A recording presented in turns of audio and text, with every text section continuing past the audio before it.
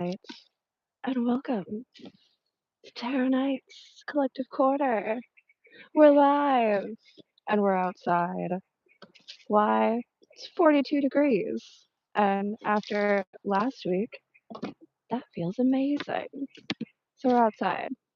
And this hat's already bothering me with the headphones. So we're going to adjust a little bit. There.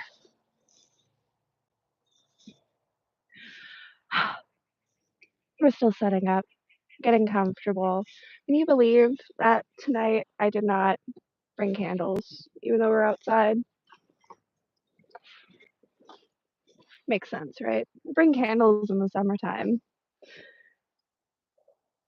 It's like fall, winter. I don't know if you can see. There's ice forming on the waters. Getting here, getting this far on this Pisces moon, it's a good time to just rest and sit and feel and be a part of and with nature, ourselves, getting comfortable, finding our comfortability, making those adjustments. Getting back to this spot in the woods when the seasons have changed, even though there's not snow on the ground, there's been some heavy storms, there's fallen branches, and everything looks a little different. The leaves are a little bit slipperier with a little frost on them. But we still ended up finding the same old place, even if the journey seemed a little bit more confusing, even if it seemed to be a little bit turned around. It's that fog that I was talking about. I think I posted that on YouTube, but our brief notes and recap for all those who have missed was that we're coming into a heavy, dense season feeling with all of the energies that are coming in with the retrogrades that are happening. It's kind of getting everything really foggy and hazy. We're kind of losing our way. We're losing sight of our target. And Sagittarius season is all about taking our shot, taking aim, figuring out where we're shooting. Can you shoot in the dark? What if you knew where the target was and you lost it? So the trick and the key to navigating through this is to light your own way, to ignite the torch, and find your way through the fog, find your way through the darkness, find your comfortability in the chill.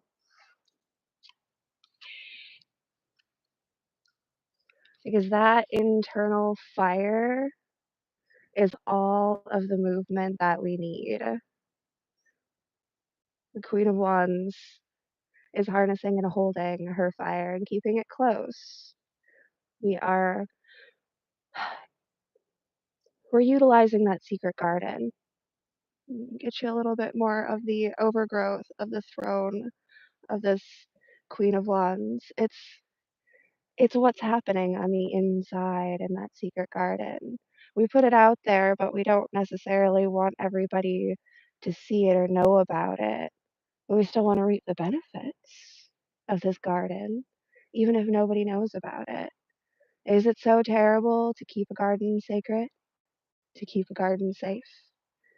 To find and hold something that you see as precious, as valuable, something that you regard as your own internal light? That focus on the inside is what is going to bring in that movement, the world and the tower. Yeah.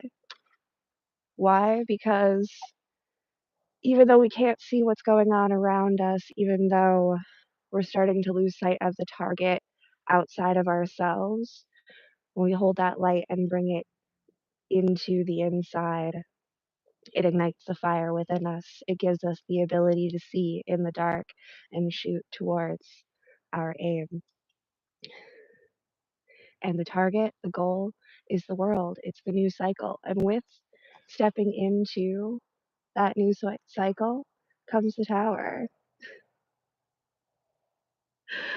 Kinda, sorta. They're bots, trolls, people of the world. Kinda there, sorta. But the world and the earth around us, it needs to go through this fall. It needs to experience the decimation and the purification process of winter.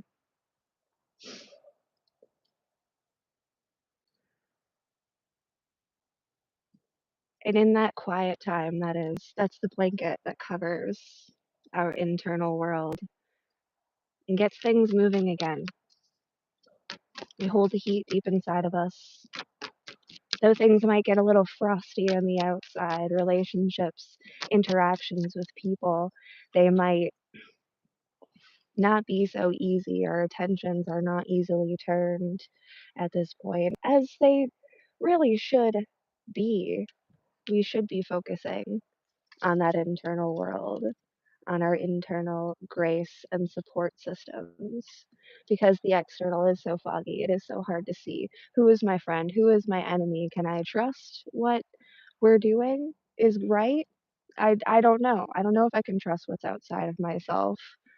Yesterday it was 0 degrees. Today it's 42. You don't know. You don't know when it's safe to come outside, but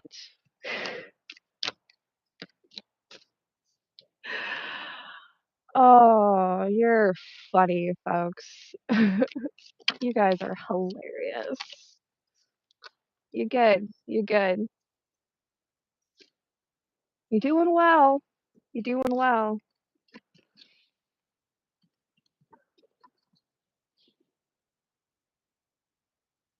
That's kind of funny the way that fell there.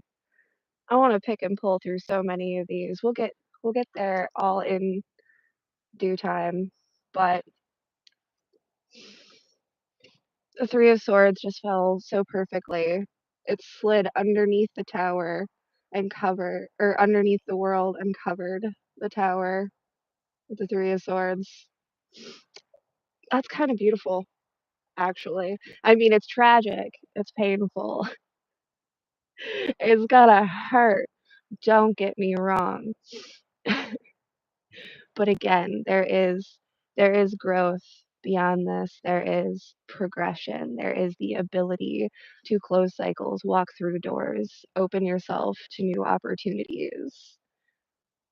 The other Nine of Swords, again, there's walls of ice just covering our sights.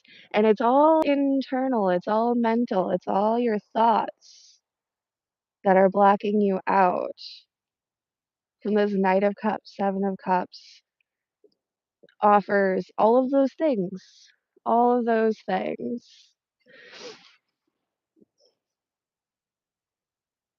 Distractions. It's all distractions. It's all a bunch of distractions. So many thoughts going through our minds that are fogging and clouding and blocking us and preventing us from seeing what is really real and what is really out there. This is literally everything that I just said. We're just doing it on repeat. I talk fast. I don't know if you get the point. That's why we do the cards and we back and forth and we banter about it. Because if I say it enough, maybe maybe one of the swords will pierce through or block out some internal sword thought that is blocking you out, because the key and the secret ingredient here is learning how to properly wield those swords. You surrounded yourself with a bunch of artillery, a bunch of weapons, but do you know how to wield any of them? Do you know how to choose the correct weapon, the correct thought at the correct time and utilize it when it's actually applicable. Because if you think of a really good one liner 2 days after somebody came at you, it doesn't do you much good, does it? No, because you had too many swords, too much artillery, and you didn't know what to sort through, how to get there, what to do with it in the moment. And that is why we utilize this quiet time to practice, to play against ourselves, to play against the mirror, to battle it out and figure out which weapons are good before you just go rushing off into battle, not really knowing what you're doing, getting yourself lost, taking all kinds of different twists and turns because the territory has changed since the last time you walked it. No, bring it in to the internal focus. Focus on your internal world. When things are getting crazy, chaotic, and confusing on the outside, and we're not really sure what it is that somebody's trying to get at or say to us, you're not going to know what to do with it anyways. Go back inside, pull yourself together, and figure out, how do you use this to your advantage instead of blocking yourself out? How do you utilize what's being thrown at you? How do you volley it back and work on that within yourself? That is the opportunity for growth here.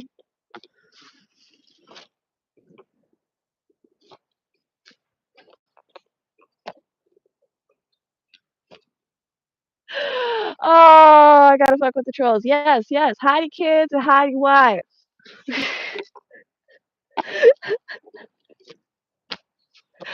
Ah, yes. So punny. Y'all are so punny. Yes, take things literally all the time.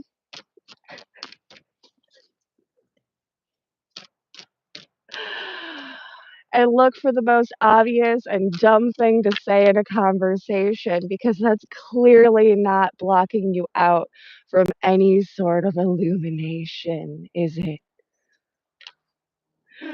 You think you're clever, but are you really utilizing the correct sword, the correct wit at the correct moment? Or are you just throwing out whatever you got? Looks good, sounds good, who really cares? Bah! It's just a hand grenade. Pull the pin and walk away, and that's a style. That's an approach. There's a lot of people that do that. Can't say it's going to get you any better at focusing or getting anywhere that you actually want to be.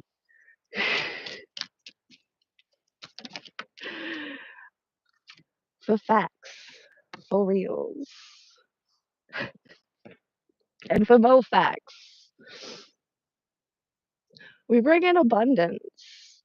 There is an abundance, a wealth on the inside that is just waiting for you to harvest it. It is here. It's not out there. It's not me. It's not this. Look at how freaking beautiful this is. You know what?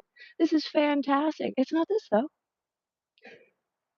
It's me in this space that makes this fantastic. I could come out here and think, this is fucking cold. This is bullshit. I fucking hate this. Blah blah blah blah. I could I could totally hate this experience of sitting out here in the cold if that was my perspective. But I'm having a good time. I'm doing what I love. I am enjoying the scenery. I like looking at the water just a little bit frozen over, but it's still the river is still kind of flowing. It's nice. 42 degrees feels fucking great when you add the perspective that it was 0 degrees last week. When it was 70 degrees last week and we dropped down into 42 degrees, hell yeah, it was freezing. Absolutely. It was a shock. I didn't understand. But now that I've experienced colder, it's not so bad. I can actually be comfortable here.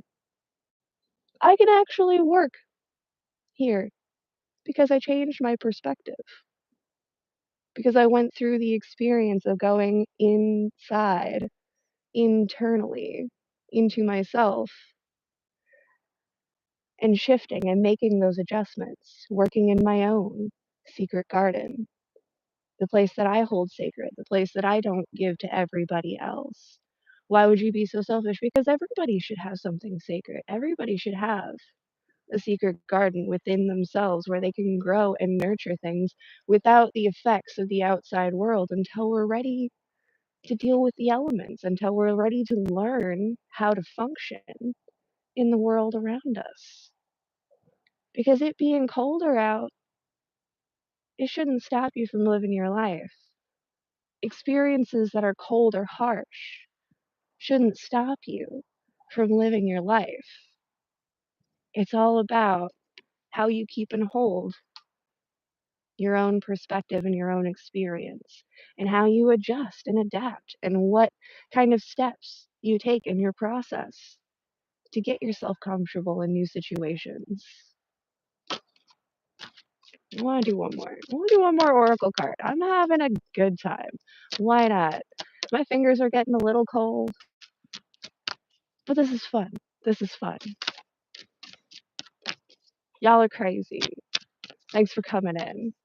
I appreciate your nonsense because it forces perspective, it forces action. There's that Eight of Wands coming back out, and that beautiful, beautiful card. The action will come, but we have to get right. We have to prepare. You have to pull back before you pounce. Figure out what it is you're doing. Take the appropriate measurements. I have a shoulder cat, and when she's getting ready to pounce on your shoulder, she's got to, they got to measure. They kind of size it up. Okay, okay. Right here, pull back. All right, leap. And if you move, well, now they got to reset the whole process because their math's going to be off, their pounce is going to be off. They they have to readjust, but they will, and they'll get there. They'll hit their target, even if it moves, even if they lose sight of it for a second. You pull yourself back, you make your adjustments, and then you're ready to act. You're ready to reap on the external because you were working through the internal. There, we've done it. We made a collective quarter live happen, folks. I don't always get to do this, and I'm happy to enjoy and share this beautiful scenery with you. Thanks for coming out, kids. We'll see you next time.